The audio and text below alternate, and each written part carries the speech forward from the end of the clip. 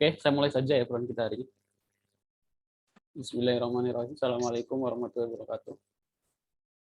Waalaikumsalam warahmatullahi wabarakatuh.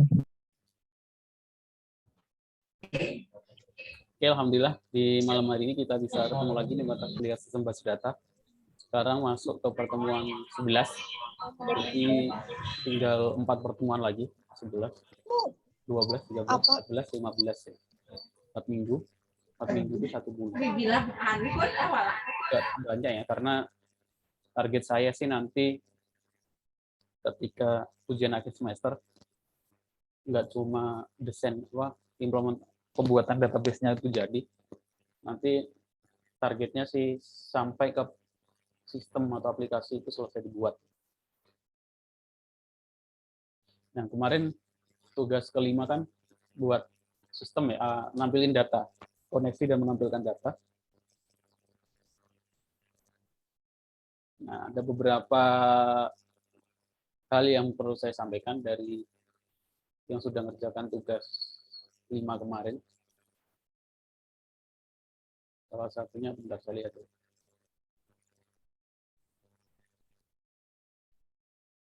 Oke.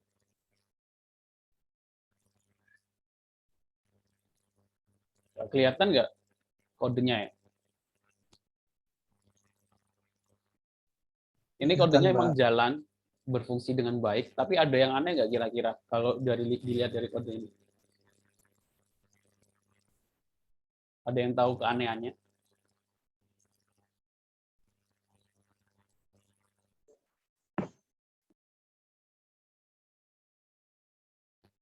Ada yang tahu?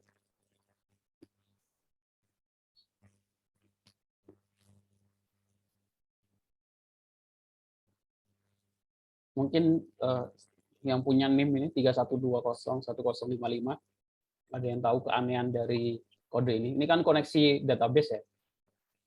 Keanehannya apa? Ini benar, ini programnya benar dan bisa jalan, tapi ada hal yang maksudnya nggak perlu dikerjakan 2 kali kan.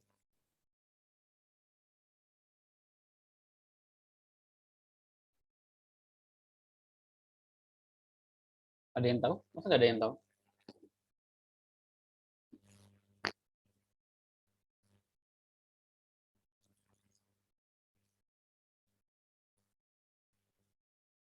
Ini, kalau dilihat dari ini, Diana. Masa nggak ada yang tahu? Kan kemarin saya sebutkan kan, ini variabel, ini isi variabelnya kan localhost admin clinic. Nah, ini kan dimasukkan ke dalam variabel. Di dalam PHP kan yang ada simbol $, ini kan namanya variabel. Nah, kalau ini sudah menggunakan variabel di MySQL Connect-nya kenapa nggak menggunakan variabel gitu ya? Ditulis lagi, otomatis kan ini berarti nulis 2 kali ya. Terus variabel ini nggak digunakan. Kalau pengen seperti ini, baris ke-1 sampai baris ke-2 sampai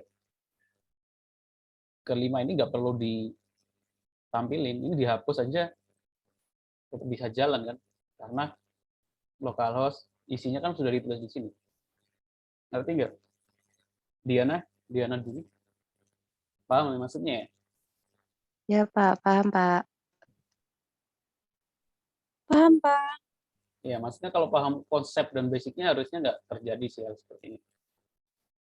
Kemarin saya pengen ganti database-nya menjadi database akademik. Ini saya harus ganti 2 kali, ini sama ini. Database. Padahal kan ini harusnya variabel. Ini harusnya DB, ini variabel user, ini variabel password, ini localhost, DB host. Jadi yang diganti ini saja. Kalau ini kan 2 kali. Itu saja. Ada lagi yang lain. Nah, ada juga yang menggunakan user root. Nah, saya minta direvisi yang menggunakan user root.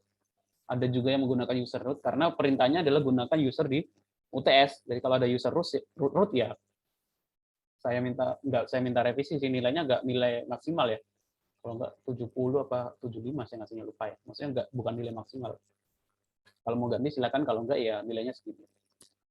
Ya karena nggak sesuai perintah. Perintahnya kan gunakan user di UTS yaitu admin klik sama passwordnya NIM. Ada juga yang passwordnya bukan NIM sendiri, passwordnya NIM orang lain. Walaupun saya lihat DB-nya itu NIM sendiri, tapi passwordnya ada yang NIM orang lain. Itu juga nggak sesuai aturan, aneh juga.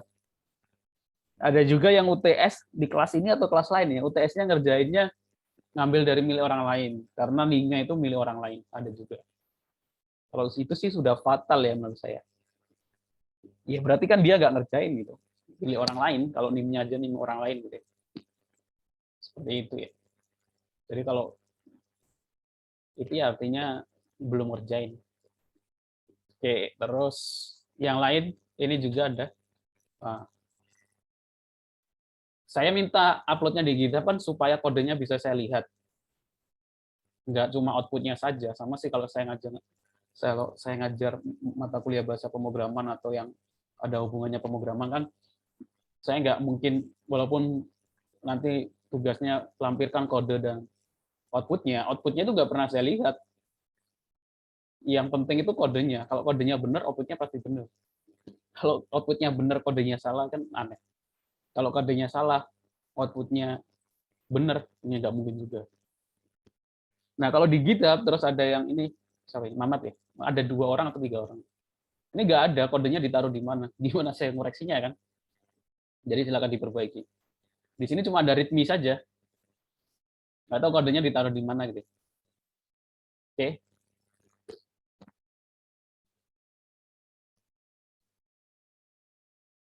Walaupun dia nampilin screenshot, kodenya juga ada di situ. Tapi kan saya pengen lihat filenya juga. Oke. Ini juga sama yang tadi. Oke, itu saja beberapa masukan. Untuk yang belum mengerjakan, ya silakan dikerjakan. Karena nanti setelah ini akan nambah lagi tugasnya.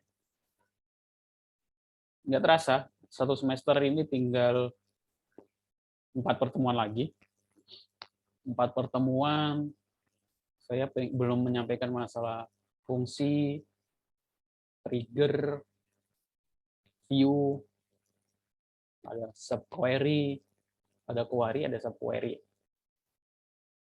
Terus ada nanti pembuatan sistemnya kan belum ada modul transaksi, join, terus login, dan lain sebagainya. Ini aja udah berapa? 1, 2, 3, 4, 5. 3. Ada banyak pertemuan. Sekarang udah pertemuan salah ya. Ini pertemuan 11 ya.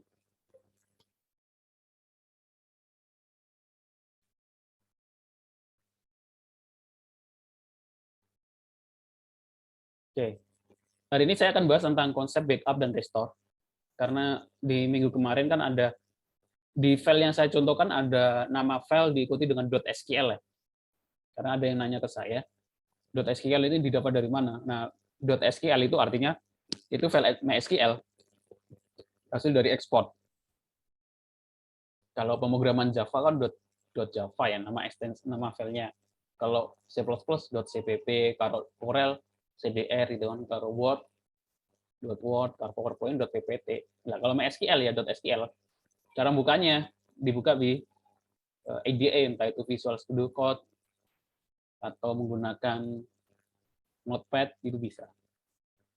Nah, file SQL ini kan didapat dari export dan restore. Export itu kita backup keluar, restore itu kita masukkan lagi, entah itu dari komputer kita atau komputer tempat lain.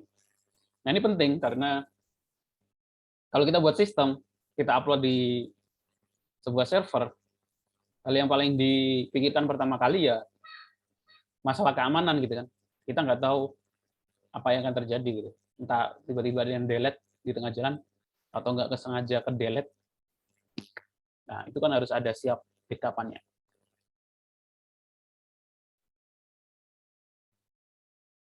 Bapak punya saya tidak bisa diekspor filenya, pas dibuka selalu tidak bisa. Maksudnya gimana ya? Maksudnya tidak bisa diekspor itu ada kemungkinan beberapa hal. Sebenarnya ada banyak hal ya kalau tidak diekspor. Ya banyak, errornya banyak. Entah itu kita sudah buat database sama tabel-tabelnya, terus kita ekspor data, tapi nggak sama nama tabelnya sama hasil ekspornya, kan bisa error. Sebenarnya saya buat tabel database mahasiswa, isinya cuma NIM sama alamat gitu, NIM sama nama gitu. Terus saya ekspor database, tapi formatnya beda. Di sini ada NIM, alamat, nomor telepon, tanggal lahir, ya otomatis kan beda. Formatnya beda, otomatis ketika diekspor, ya akan error. Salah satunya kemungkinan itu bisa banyak kemungkinannya. Nah, karena sebelumnya kan belum pernah saya bahas backup dan restore ya. Jadi harusnya hari ini baru masuk ke dalam materi dan nanti tugasnya masalah. Nah, kalau menggunakan PHP MyAdmin, backup dan restore nggak perlu dipelajari ya, karena tinggal klik dan klik. Tapi kan kalau kalian belajar langsung pakai PHP MyAdmin, ekspor dan restore-nya, ketika error kalian nggak paham, karena nggak tahu basicnya gitu ya. Sama seperti kalau anak kecil belajar matematika 4x4, 10x10 gitu kan, langsung diajarin pakai kalkulator. Ketika terjadi kalkulatornya error, dia nggak bisa ngerjain, bingung gitu, kenapa error? Karena dia mengandalkan tool itu, kalkulator. Sama kalau belajar di database, nggak belajar basic, langsung restore backup-nya itu pakai tool PHP MyAdmin alat bantu, ya kalau terjadi error ya itu nanti bingung, nggak terjadi apa-apa. Kalau sudah paham basicnya, backup restore-nya itu menggunakan command prompt, terus persyaratannya apa saja, jadi ketika terjadi error nggak bingung, paham kenapa bisa terjadi error. Seperti itu ya. Jadi backup dan restore itu tujuannya salah satunya tadi, semuanya kita punya file, punya sistem atau aplikasi, kita upload ke server online gitu kan kemungkinan bisa diambil orang, dihack, di delete juga nggak sengaja ke delete juga bisa. Saya juga sering atau pernah gitu kan, sistem saya nggak sengaja ke delete, mau delete folder sampah, yang kedua semuanya dari hilang semuanya. Kalau ada backup, ya kita tinggal restore aja, nggak perlu khawatir. Kalau nggak ada, hilang ke delete ya hilang gitu ya. Karena ini kan perangkat lunak. Restore-nya bisa paling kalau itu nggak di server ya, kalau itu ada di komputer kita, kalau ke delete kita bisa pakai hard disknya, kita buka, kita taruh hard disknya di tempat lain, kita bisa menggunakan recovery, hard disknya kita pegang sendiri. Tapi kalau online kan servernya di tempat lain, nggak mungkin kita ambil hard disknya gitu. Kan kita juga nyewa di sana. Jadi backup, restore itu kalau backup itu kita backup, terus kita taruh file SQL, terus restore itu kita kembalikan lagi dari file backup.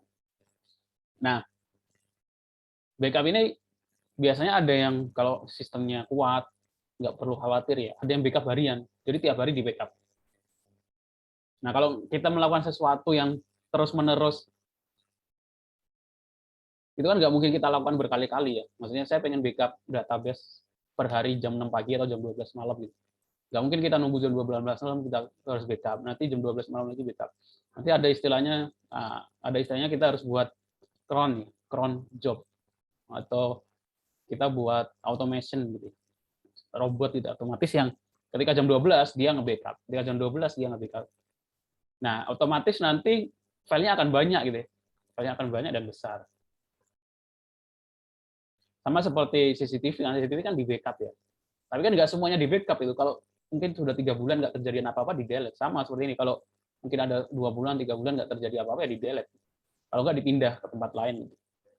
Kalau masih penting ya dipindah ke tempat lain. Jadi kita harus punya penyimpanan sendiri yang kita simpan. Ya. Kalau di backup dibiarin di dalam satu file, ya nanti akan besar gitu ya hasil backup-nya itu. Kalau satu hari 1 MB, sebulan udah 30 hari 30 MB, tinggal dikali setahun 500 MB, 2 tahun udah 1 giga. Itu kalau 1 MB, kalau 2 MB, 3 MB udah bergiga-giga. Nah, kalau bisa backup-nya juga nggak ditaruh di file yang sama gitu ya. Saya punya aplikasi akademik gitu. Terus backup-nya ditaruh di folder akademik juga. Kalau akademik ke delete ya sistemnya ke delete, backup-nya juga ke delete. Jadi kalau backup dia harus naruh di tempat lain, entah itu di Google Drive, di penyimpanan cloud gitu, dan lain sebagainya.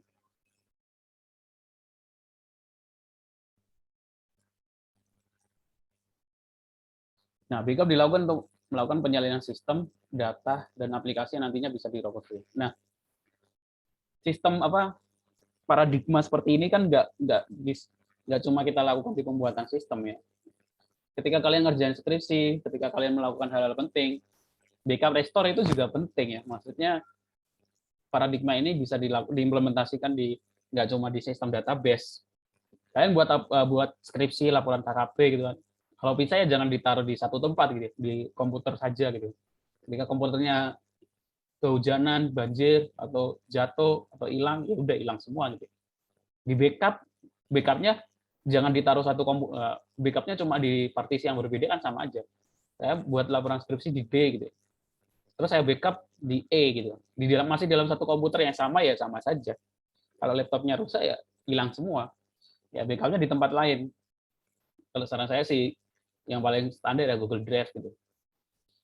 Atau di Mediafire, kalau Microsoft itu namanya apa? OneDrive dan lain sebagainya. Seperti itu.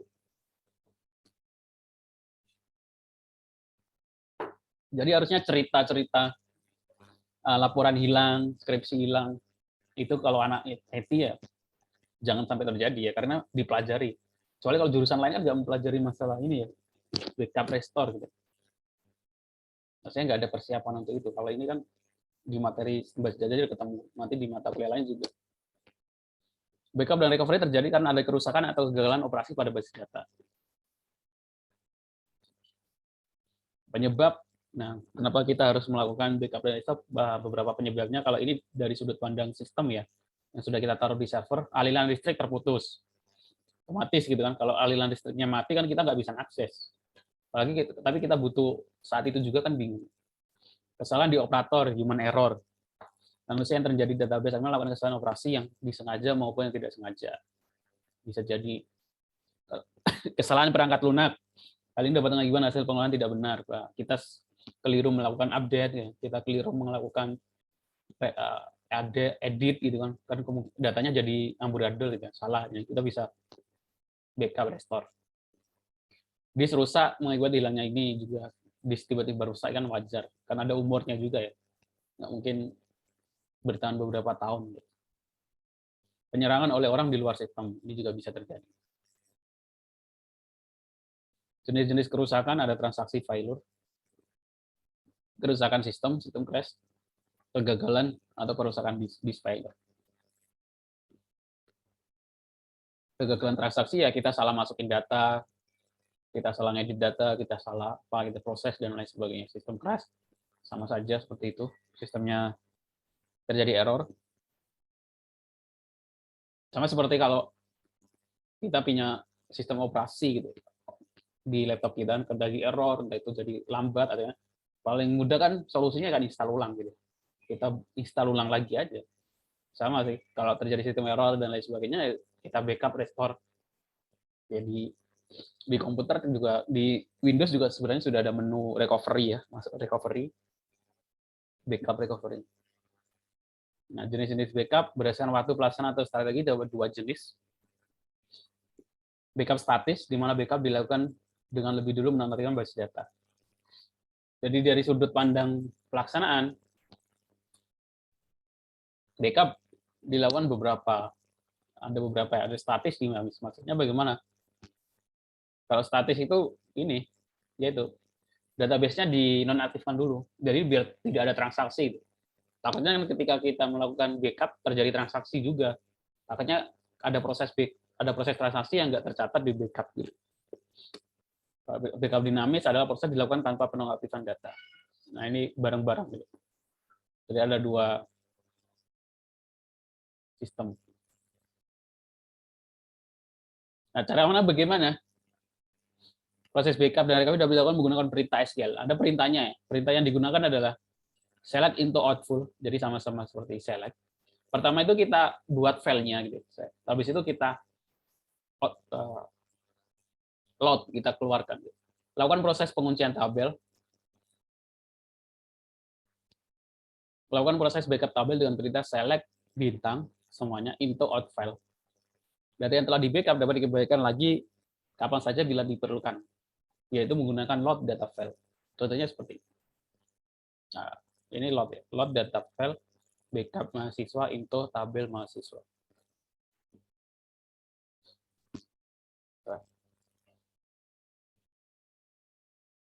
Sekarang contoh ya, backup dan restore menggunakan perintah SQL. Contohnya bagaimana? Pertama kita masuk dulu menggunakan otomatis kalau nggak menggunakan user root, tambahkan dulu grant atau privilege untuk dia bisa melakukan backup dan restore. Kalau menggunakan user root kan bisa. Pertama kita masuk dulu ke database yang ingin kita gunakan. Contohnya di sini saya punya sebuah database yang isinya barang, pelanggan, penjualan, dan penjualan detail. Ada 4 tabel.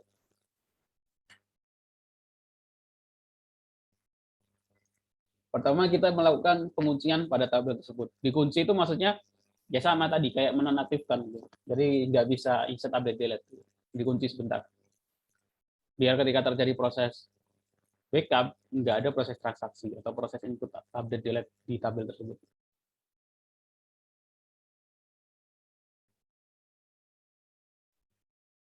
Log tabel pelanggan read. Artinya kita kunci untuk tabel tersebut dalam proses read data.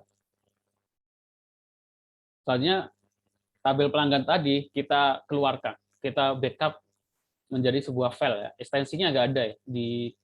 Nah kalau s.sql itu ekspor ada ekstensinya. Yang diekspor itu cuma datanya saja kalau .sql. Kalau ini menggunakan perintah ini yang keekspor adalah database dan tabel skemanya gitu. Nah, select bintang proses backup-nya into out file. Dari bahasanya sih harusnya cukup jelas ya, ke dalam file keluaran. Nah, ini nama filenya apa? Ini b underscore pelanggan ya, artinya backup pelanggan from tabel pelanggan. Nah, nanti dia akan berada, file tersebut akan muncul. Ada di MySQL, data, nama tabel.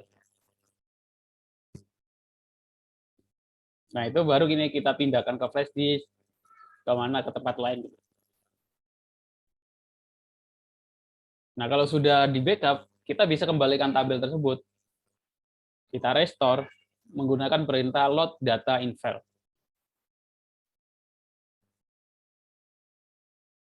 Jadinya kita delete dulu, delete from pelanggan, ya kan? Datanya hilang. Habis itu kita restore, load data in file, nama filenya.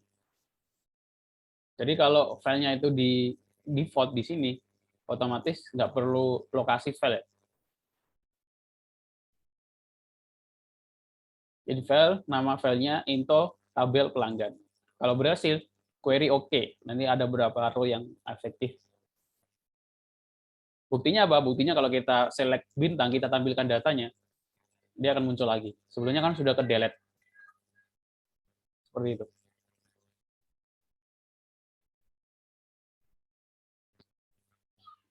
Oke, sampai sini ada yang mau ditanyakan?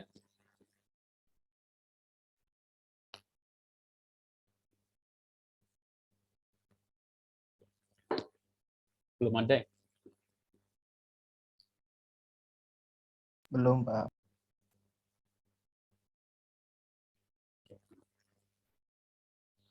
Nah, di dalam perintah MySQL itu ada dua langkah. Tadi menggunakan into out file, into in file. Yang kedua adalah ada fungsi di dalam MySQL yang bisa digunakan untuk restore dan backup, yaitu menggunakan MySQL dump fungsinya.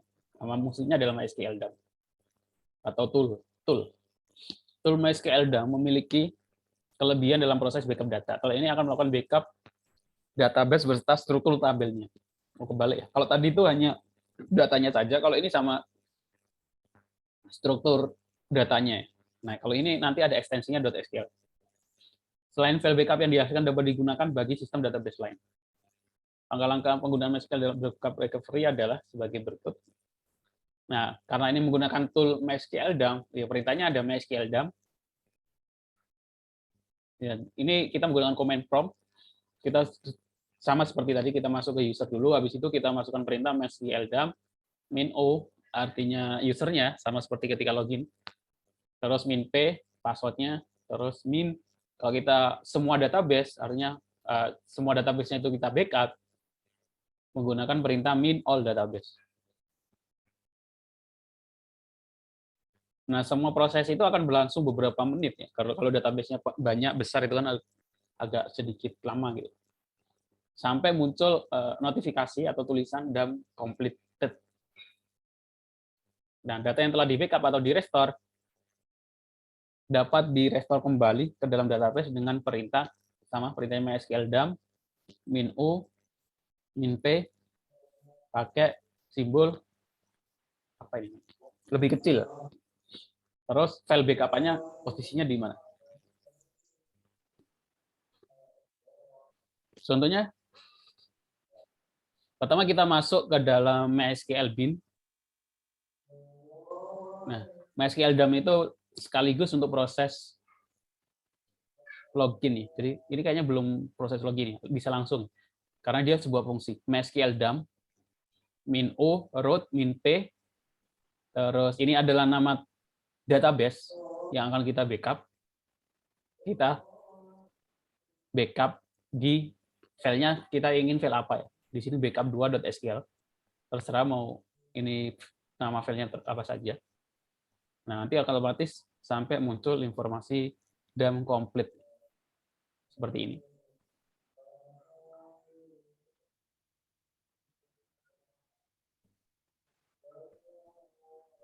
Nah, kurang ke bawah lagi. Agak panjang ya. Nanti di bawah sini ada MySQL DAM complete. Nah, posisinya di mana? Nah, kita tentukan dari awal. Jadi, semuanya di sini kan file backup, database-nya apa, lebih kecil, dan kita taruh pengennya kita taruh di mana. Kalau sama yang seperti tadi ya sum mysql bin terus backup 2.sql.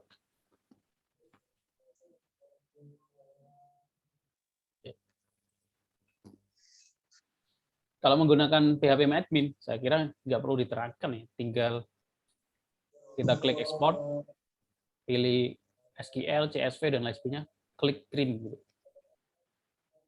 Nah, ini sih prosesnya sama seperti tadi, cuma dibuat dalam bentuk PHP. Jadi kalau pembuatan sistem juga saya sarankan nanti ada menu backup restore-nya di sistemnya gitu ya. Tinggal kalian buat komen from itu ditaruh di PHP, bisa diklik.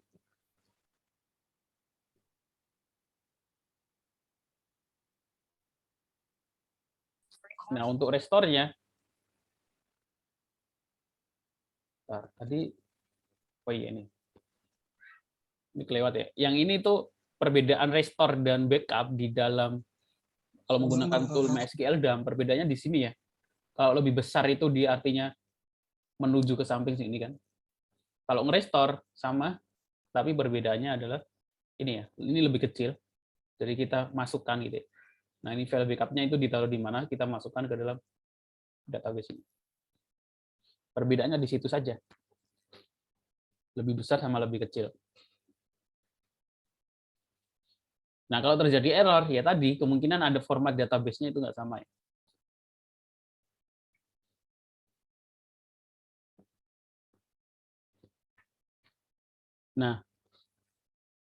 Nah, kalau kita pengen, tadi kan kalau backup restore itu kan hal yang dilakukan rutin ya, dan terus-menerus.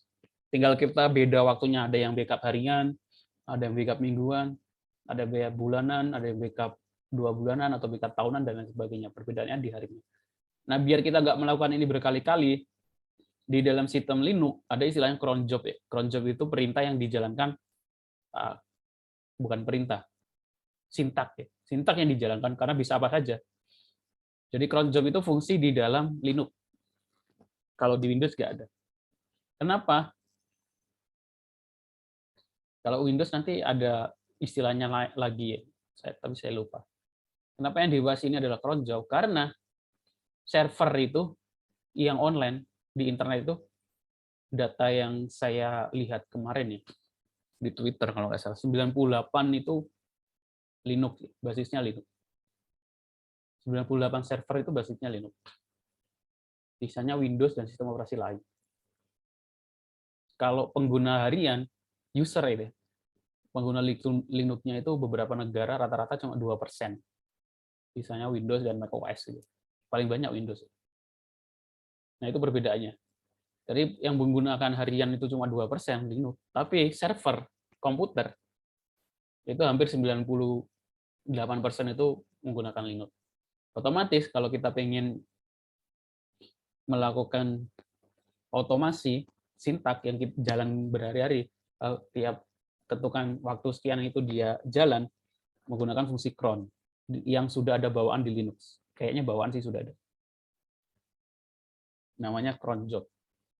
Perintahnya apa? Perintahnya seperti ini. Bentar. Jadi perintah itu kalau di Linux, jadi ini formatnya seperti ini. Jadi yang pertama itu setting. Pertama itu setting menit. Kedua setting jam. Ketiga itu setting tanggal. Keempat bulan. Kelima hari. Jadi kalau bintang itu artinya bulan apapun, tanggal apapun gitu. Kalau jam kalau jamnya diisi bintang, ya jam apapun, tanggal apapun gitu. Tapi kan nggak mungkin jam sama menitnya harus diisi. Kalau bulan tanggal itu bisa dikasih bintang, artinya jam berapapun.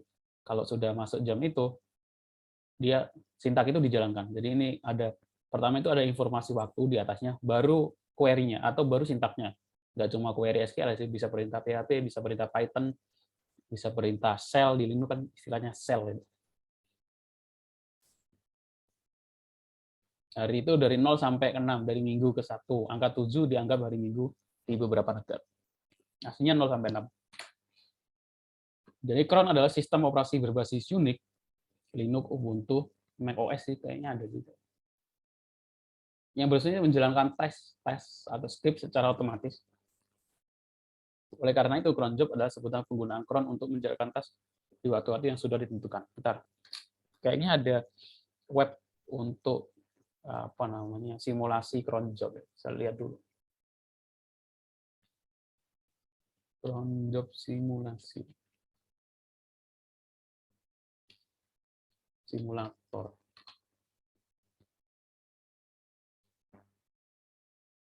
Ya, ada yang nyebut cron job, ada yang nyebut cron tab ya.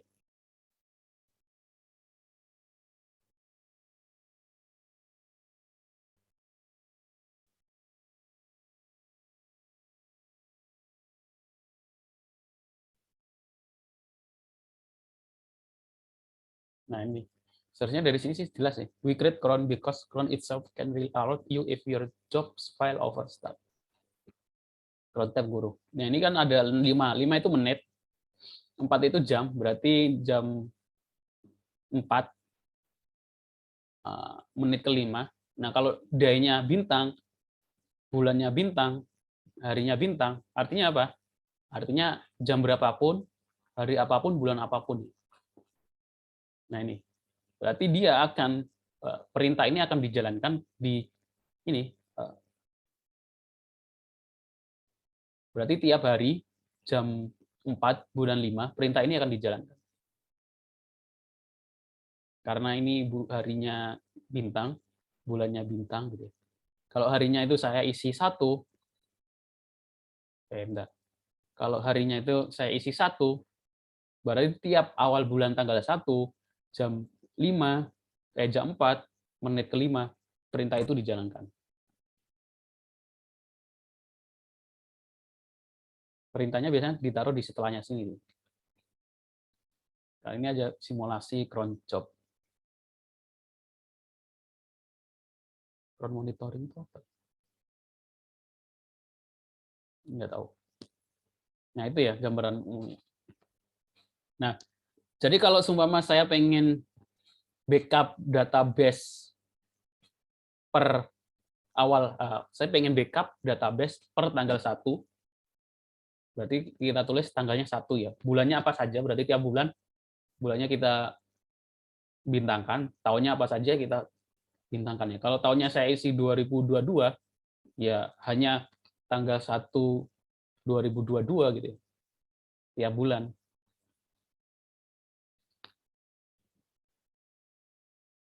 Nah, terus saya pengen backupnya jam 12 malam ya. 12 malam itu kan di sini kita tulis 24 ada nggak ya? Apa 23, 4? Jam 24 menitnya 00. Menitnya 0. Pakai 23 deh. Atau enggak jam 12 ya, maksudnya jam 0. Nggak ada, berarti kita tulis 2359.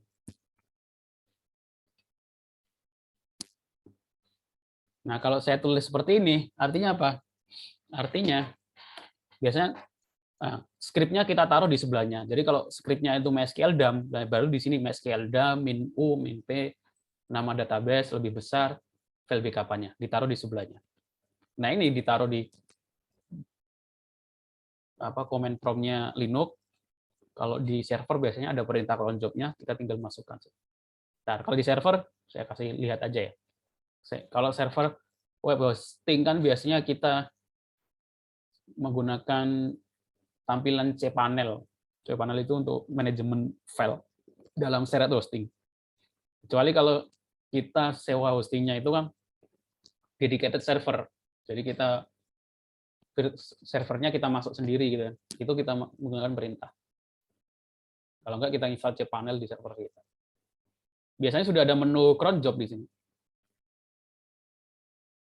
Saya search aja. Cron job. Nah, di sini ada cron job, ada cron job backup. Oh enggak.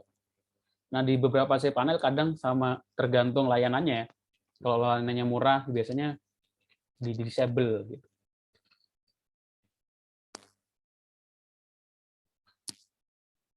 Nah, ini cron job. Nah, karena ini sudah dalam bentuk tampilan, ya kita tinggal sini sudah ada common setting ya. Per menit, per 5 menit, per jam, per month.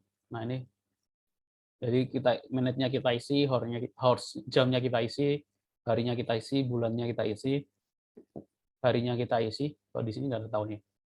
Nah, baru perintahnya kita taruh di sini. Karena ini sudah ada tampilannya gitu ya, jadi nggak dalam bentuk komen.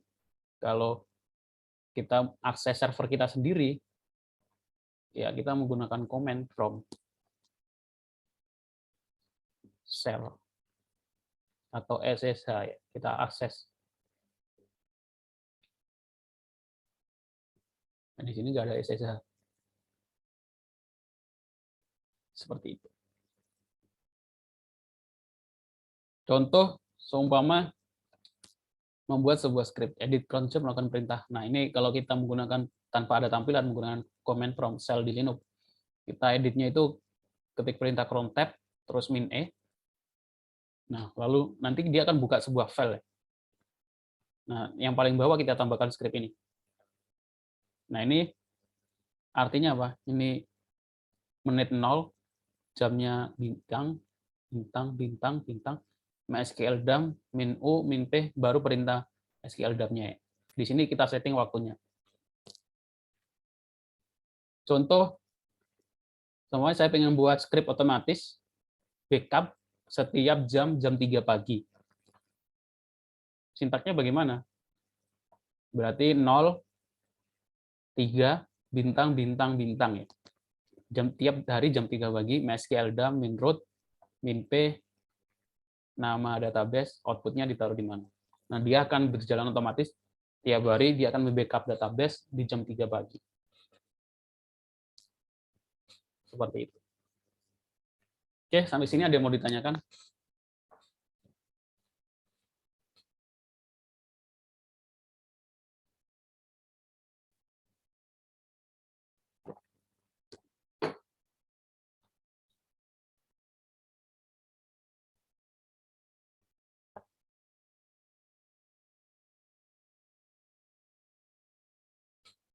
Nggak ada.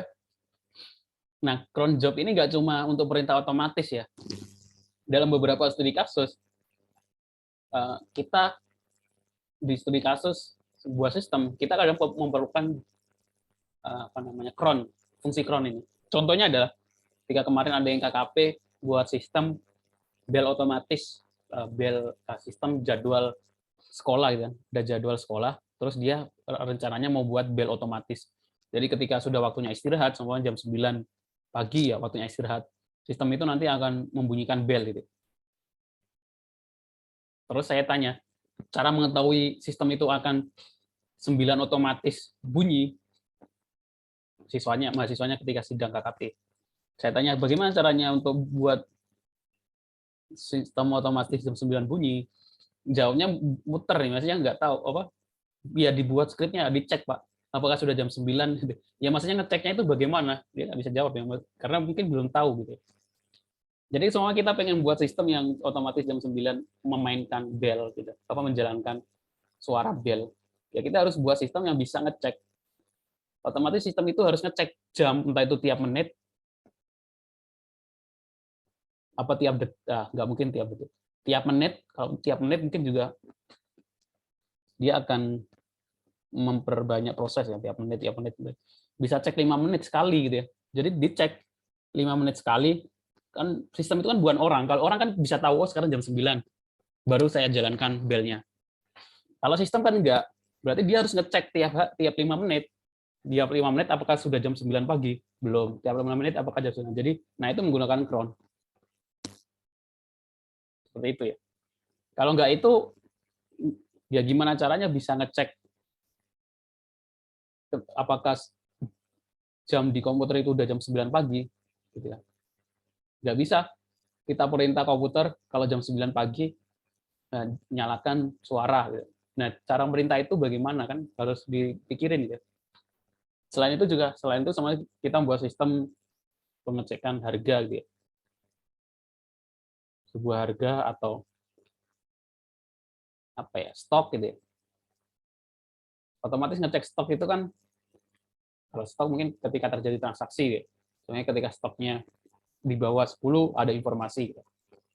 Kemudian yang sintak yang ada hubungannya dengan jam, ya kita harus menggunakan cron. Kalau di Windows ada, kalau di Windows tapi saya lupa.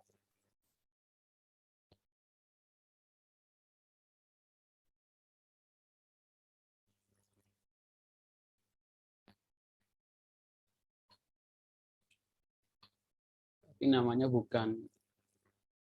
harusnya namanya bukan cron.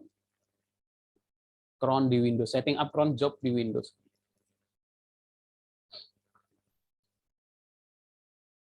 Ya ini control panel, sistem administrator tool, test schedule.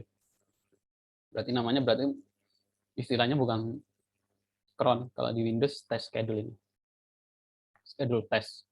Tapi jangan pernah ada yang jarang yang pakai karena belum pernah.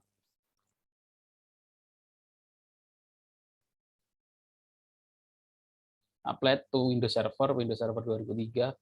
Jadi kalau Windows kan kalau dia menggunakan dijadikan server kan namanya bukan Windows seperti biasa, tapi Windows Server ya. Windows Server itu ya berotomatis sistem operasi Windows yang digunakan dalam server.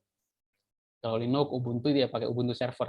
Sama saja sebenarnya. Bedanya kalau Ubuntu Server atau Linux itu nggak ada tampilan user interface-nya, nggak ada desktop-nya.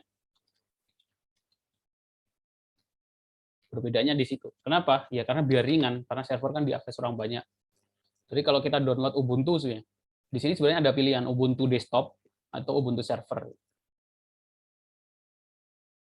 Download Ubuntu. Ubuntu desktop itu artinya ada tampilan desktopnya, ada wallpaper dan lain sebagainya. Kalau pengen kita menjadikan server, Ubuntu server. Ubuntu server nggak ada tampilan desktopnya, semuanya pertama kali login. Ya, saya lihat. Nah, loginnya seperti ini. Ini masih ada desktop belakangnya. Loginnya ya seperti ini gitu. Jadi loginnya itu bagaimana? Pakai komputer kita. Jadi kita masuk komputer kita, baru kita login pakai perintah login, nama user, biasanya login gini. Kalau nggak pakai SSH gitu. Terus ya seperti command prompt, seperti ini gitu ya. Mau install cPanel, mau install phpMadmin, mau install Apache, semuanya di sini. Nggak ada tampilannya. Nah, saya lihat. Saya nggak ada. Nanti saya kasih contoh, saya cari Ubuntu server, sewa Ubuntu server.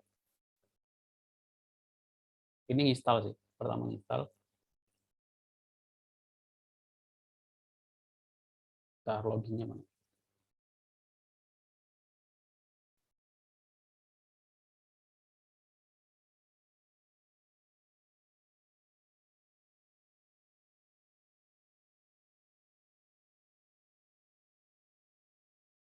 Nah, ini login. Login ke dalam Ubuntu server. Jadi, nggak ada tampilan desktop-nya. Kenapa? Biar lebih ringan. Perbedaannya desktop sama server itu saja. Jadi kita pengen masuk ke server kita, ya seperti ini. Sebenarnya server-server komputer kan cuma hard disk saja ya. Orang manajemennya atau aksesnya pakai komputer dia sendiri, terus diakses ke server tersebut.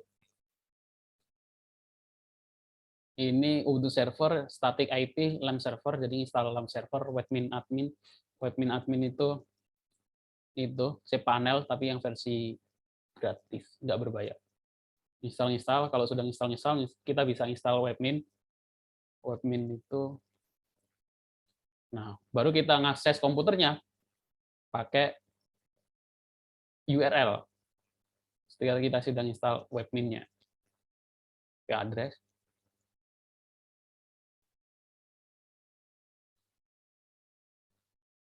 Nah, ini akses servernya yang sudah diinstal webmin. Pertama kali belum ada, kita harus. Nah, di sini baru kita manajemen install aplikasi, backup, server, dan lain-lain bisa dari sini, biar lebih mudah.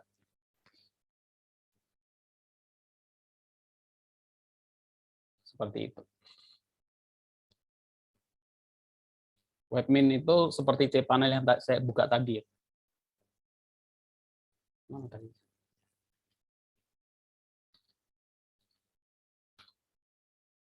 Nah, ini kan saya ngakses server saya. Oh, ini web hosting, shared hosting. Nah, webmin itu seperti ini, tapi beda perusahaan aja. Kalau webmin itu open source, gratis. Kalau cPanel ini berbayar. Nah, ini untuk mengakses, melihat file saya, file komputer saya taruh mana? Ditaruh di ini, pabrik HTML di sini.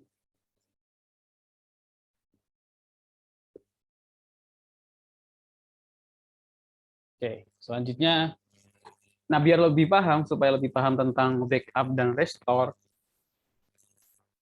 masing-masing praktek otomatis ya. Nanti baru diimplementasikan di sistem. Jadi diimplementasi di sistem itu maksudnya bagaimana? Ya kita buat sistem PHP MySQL, sudah ada fungsi backup restore-nya seperti di PHP MyAdmin, tapi di aplikasi kita gitu.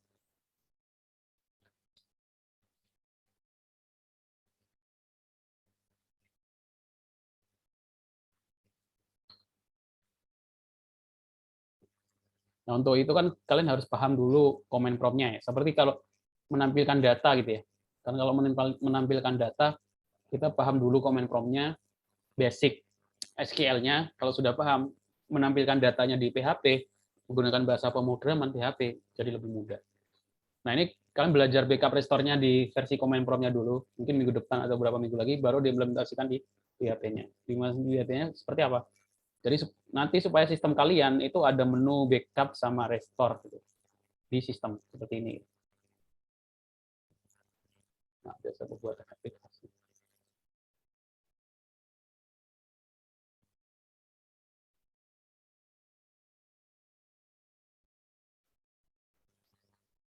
Nah, jadi seperti ini. Di menu itu sudah ada menu backup dan restore gitu. Jadi backup restore-nya nggak dari PHP Admin, dari aplikasi sistem yang kita buat. Nanti sintak command prompt-nya ditaruh di dalam PHP. Nah, ini MySQL dump. Jadi tinggal klik gitu aja di sistem kita yang akan kita buat.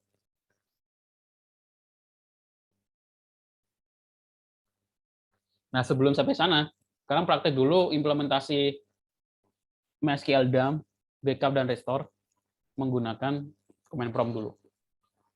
Jadi silakan masuk ke database UTS kemarin, nama NIM, lakukan proses backup dan recovery dengan SQL. Yang pertama dengan SQL into file ya, ada 2 proses. Yang kedua baru SQL dump. Terus soal nomor 4, tuliskan script cron job untuk melakukan backup otomatis setiap hari Minggu jam 12 malam. Tuliskan skripnya saja. Buat laporan dan kirimkannya. Nah ini biar kalian terbiasa menggunakan Git, terus biar akun Git kalian itu ada isinya sebagai portofolio juga ya. Karena Git itu social coding. Kalau Instagram, Twitter, Facebook kan sosial media. Kalau Instagram kan sosial media untuk para fotografer ya. Portofolio dia ngambil gambar bagus-bagus. Git kan untuk social coding, sosial media untuk para programmer naruh kodenya biar orang lain juga tahu apa yang sudah kita kerjakan. Nah, biar Git kalian itu banyak dan ada sebagai kamu udah kerjain ini nih ya. Iya. Tugas 6 ini sama seperti tugas 5 silakan ditaruh di GitHub. Jadi nanti yang dikirimkan ada link GitHub-nya seperti kemarin. Judulnya terserah sih kalau bisa ya. Ya terserah judulnya itu entah proses backup recovery atau apa terserah. Oke, ada yang mau ditanyakan?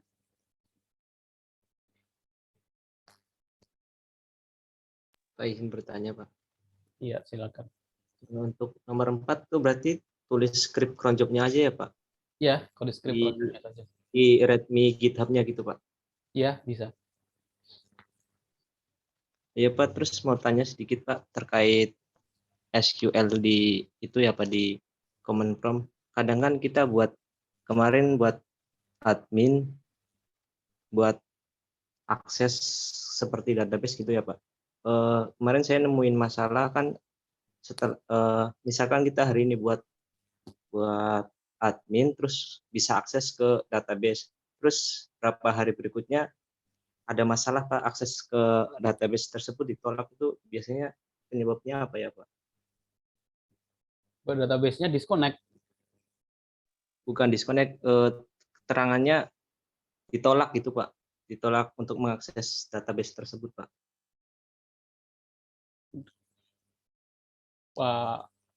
SAM-nya apa, MySQL-nya udah dijalankan? Sudah Pak, sudah SQL-nya udah dijalankan, sudah masuk ke adminnya ini Pak, sudah admin yang kita buat.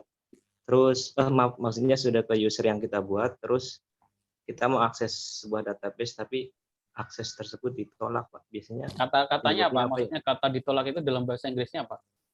Yang dipakai? Akses denied Pak. Akses denied. Akses denied. Akses denied kemungkinan user password salah. Iya kan? Seperti ini ya. Bentar, saya jalankan. Kemarin sudah saya kasih contoh ya. Saya jalankan SAM dulu ya. Kalau akses denied itu username password salah, kalau enggak ya itu tadi username, paling sering sih user password-nya salah. Kalau enggak, kalau nggak punya akses itu errornya bukan akses denied ya, tapi privilege nih munculnya. Apa akses denied juga ya? Saya nggak hafal juga. Tapi kalau kebanyakan, nah ini kan contoh yang kemarin ya, seperti ini ya. Kalau saya buka koneksi.php,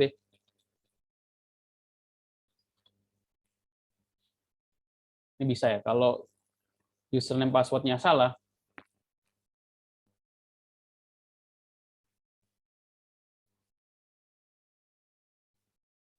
ht.sbd. Nah, koneksinya saya salahin.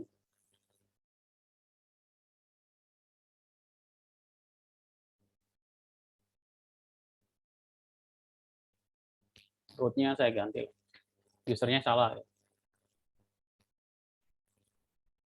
Informasinya sih akses denied. Nah, ini akses denied. Akses denied memang kebanyakan kemungkinan username password salah. Tapi ada kemungkinan error lain ya. kemungkinan ada error lain juga ada. Maksudnya kan saya nggak tahu errornya itu bagian mana ya, harus dicari. Seperti itu. Terus, nah ini yang tadi kan, kalau sudah buat user variabel yang di sini yang ditulis ya variabelnya. Gitu. Jadi nggak perlu nulis 2 kali. Terus biasanya ada yang tulisan koneksi berhasil. Gitu. Makanya koneksi berhasilnya itu di komentar, dikasih komentar ya. Kenapa? Biar kalau nggak dikasih komentar, nanti di tiap kita menampilkan panggil fungsi koneksi database, di sini tuh ada tulisan koneksi berhasil. Makanya di contoh kemarin yang saya kasih contoh, yang dicetak itu kalau koneksi gagal. Kalau koneksi berhasil nggak muncul apa-apa. Kalau ditulis, ya tadi, otomatis kalau kita include koneksi, di sini akan muncul koneksi berhasil. Karena dia mencetak, ngeprint koneksi berhasil. Karena ada yang seperti itu ya kemarin. Di tiap tabel atasnya itu ada koneksi berhasil, koneksi berhasil. Oke, yang lain ada yang mau ditanyakan?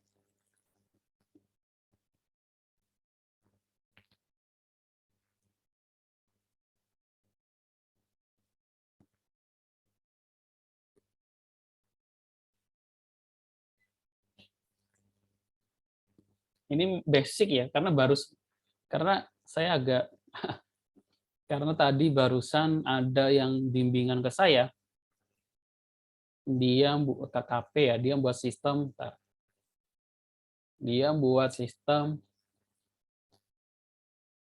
saya kasih lihat di Google aja. Dia buat sistem pendaftaran sistem pendaftaran vaksin ya.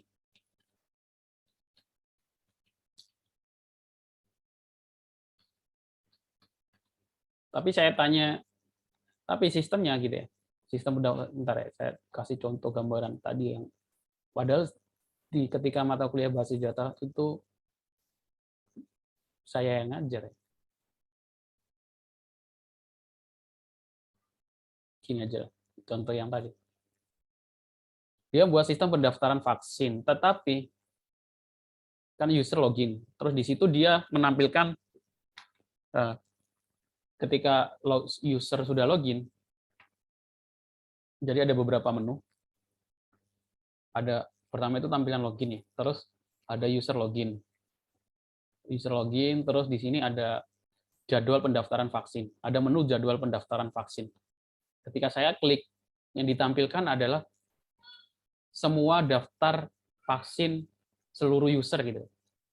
Jadi yang ditampilkan di menu dia setelah dia login, di sini ya. Yang ditampilkan itu seluruh user yang daftar vaksin. Itu kan aneh gitu ya. Sama seperti kalau kalian login di e-kampus, terus pengen lihat jadwal kuliah milik kalian, setelah login itu yang muncul adalah jadwal seluruh mahasiswa. Kan akhirnya ini kan maksudnya nggak efektif dan nggak sesuai gitu ya. Kenapa saya harus tahu jadwal mahasiswa lain gitu. Jadi kalau ketika sudah saya login, sebenarnya Elvan ini login, yang ditampilkan di tabel mahasiswa kan hanya name, tanggal lahir, alamat, jenis kelamin mahasiswa, yang login saja kan. Jadi di situ dia ada user login, jadwal vaksin, yang ditampilkan itu seluruh tabel user yang harus vaksin. Harus kalian.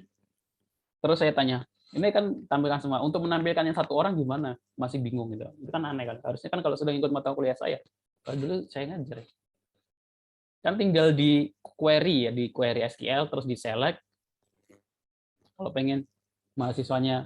Jadi yang ditampilkan bukan seluruh mahasiswa. Kalau sudah login yang ditampilkan mahasiswa yang login tersebut ya. Berarti select bintang, from mahasiswa, where, ntar name, sama dengan NIM yang login tadi. Gitu. Jadi yang tampil itu hanya satu saja, bukan semuanya. Gitu. Paham maksudnya ya? Nah, karena barusan saya ada yang bimbingan seperti itu.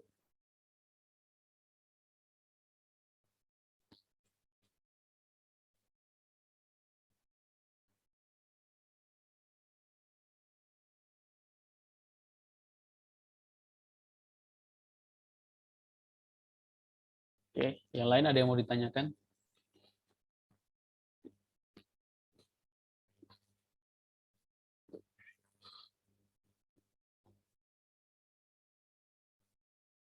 Nggak ada.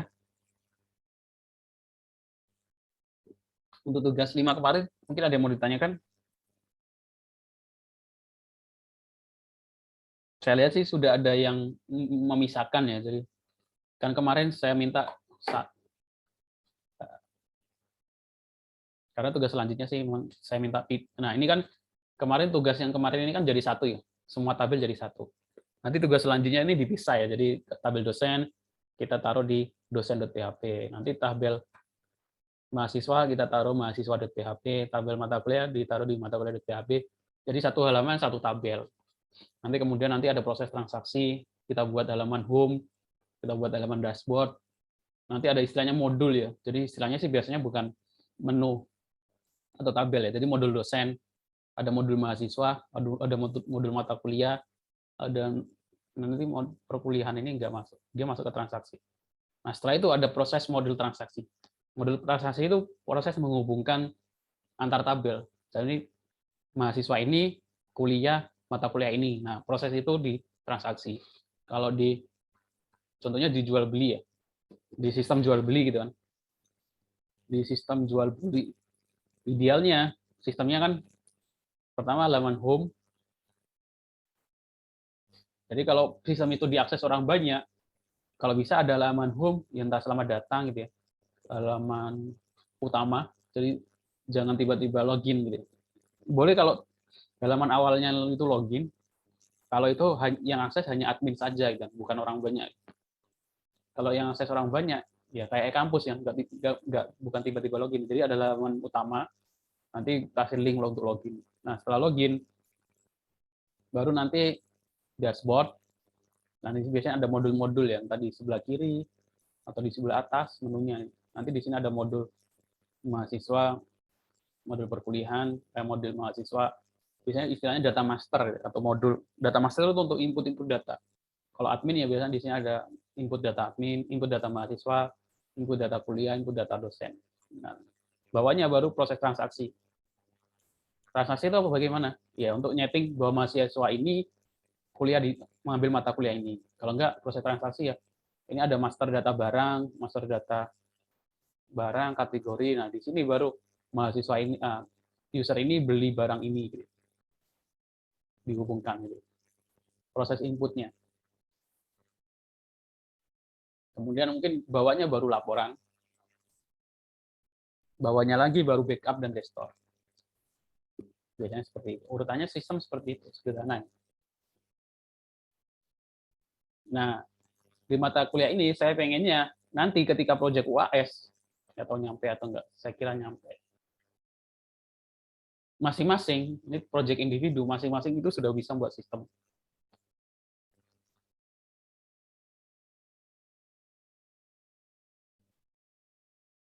Jadi proyek UAS nanti masing-masing bisa buat sistem minimal seperti tadi, ada proses input data master, proses transaksi, proses buat laporan, sama backup restore, nanti login, sama logout. Login dan logout itu terakhir, kalau cukup waktunya. Nanti juga ada forgot password, seperti itu. Sama juga trigger sama view, belum saya masukkan. Jadi banyak yang akan kita pelajari. Jadi minimal setelah ikut mata kuliah saya itu kalian sudah punya portofolio di hidup kalian bahwa pernah buat sistem ini. Jadi ketika lulus, ketika ditanya kalau kalian pengen fokus di bidang software development nih, pengembangan perangkat lunak, kalau ditanya sistem apa yang sudah dibuat, kalian bisa jawab gitu ya. Di mata kuliah sistem basis data saya buat sistem ini. Nanti ketika KKP saya buat sistem ini. Ketika skripsi saya buat sistem ini. Kenapa kalau kalian buat sistemnya itu hanya dikerja deskripsi gitu ya? Karena banyak yang seperti itu. Kalau ditanya pernah buat apa, ya cuma bisa cerita satu saja gitu. Ketika skripsi, sistem skripsi. Apalagi kalau skripsinya nggak buat sistem juga gitu. Jadi nggak ada hal yang perlu dibahas gitu. Kalau ditanya pernah buat sistem apa kan, kalian bingung mau jawab apa gitu. Soalnya kalau kalian pengen fokusnya nanti kerja bukan di software development, kayak itu di mana, bagian teknisi atau apa yang nggak terserah. Oke, seperti itu. Terus ada yang nanya, Bapak mohon maaf untuk bertanya tentang e-kampus untuk absen selfie foto di OS tidak support ya Pak. Nah itu kurang tahu, karena saya nggak menggunakan iOS. Saya nggak menggunakan iPhone, Mac OS juga enggak. Jadi saya nggak tahu. Tapi kemarin ada yang nanya tentang itu sih di mata kuliah lain. Katanya emang nggak bisa. Solusinya ya nggak perlu absen pakai selfie ya, karena saya kan nggak minta juga. Kan di informasi kan saya tulis ya, absensi saya tulis dihitung dari klik tombol online, bukan dari foto selfie. Tapi kalau ada yang foto selfie, itu otomatis pasti dianggap absen. Tapi saya nggak ngitung dari, saya ngitungnya kan bukan dari selfie ya, tapi dari klik tombol online di e-kampus. Seperti itu. Oke, ada lagi yang mau ditanyakan?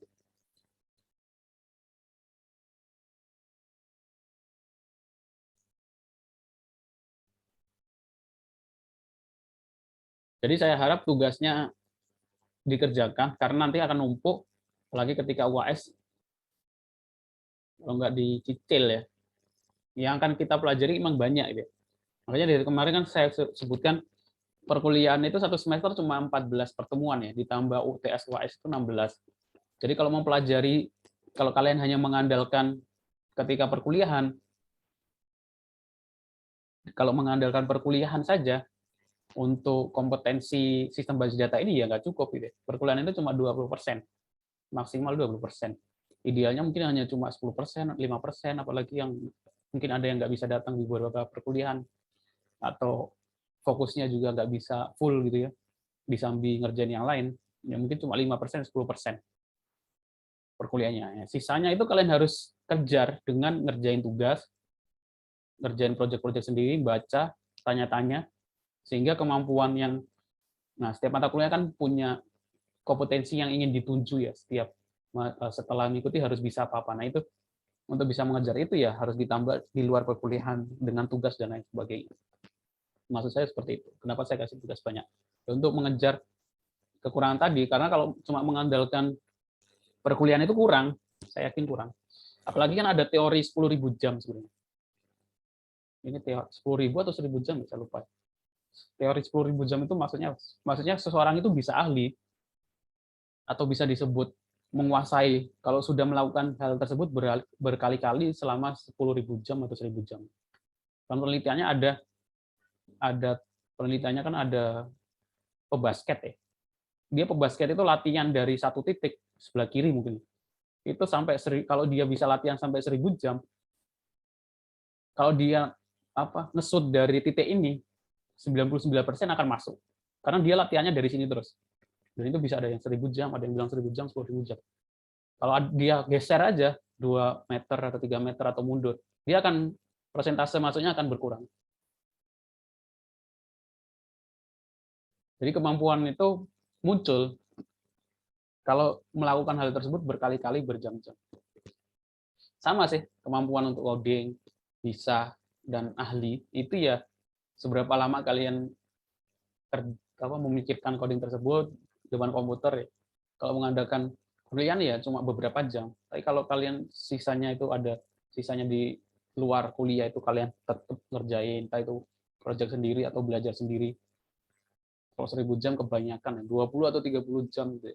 Mungkin lebih berbeda jauh kalau orang hanya punya pengalaman cuma 5 jam sama 10 jam. Sama seperti kalau driver base atau driver itu ya, driver base atau driver kendaraan gitu. Biasanya kalau dia sudah berkali-kali harian lewat bis itu kan dia sampai hafal gitu, sampai lubangnya aja di kilometer ini ada lubang di sini, di kilometer dia sudah hafal gitu. Kalau sudah berkali-kali bolak-balik lewat jalan yang sama, lubang itu aja ini sampai hafal gitu. Tapi berbeda sama yang baru lewat sekali, 2 kali pasti akan pengalamannya terus yang dikerjainya kan beda. Nah, itu pentingnya pengalaman. Jadi emang harus berapa jam. Makanya kalau ini pilot gitu, pilot kendaraan itu kan dihitungnya jam ya, ribuan jam. Udah pernah memakai pesawat ini berapa jam kan, berapa ribu jam terbang gitu. Karena itu memang sangat mempengaruhi jam terbang itu. Oke, seperti itu ya. Oke, kalau nggak ada pertanyaan, saya cukupkan pertemuan kita hari ini. Terima kasih untuk yang sudah datang. Saya mohon maaf kalau ada salah-salah kata. Saya akhiri. Assalamualaikum warahmatullahi wabarakatuh. Waalaikumsalam warahmatullahi wabarakatuh. Waalaikumsalam warahmatullahi wabarakatuh.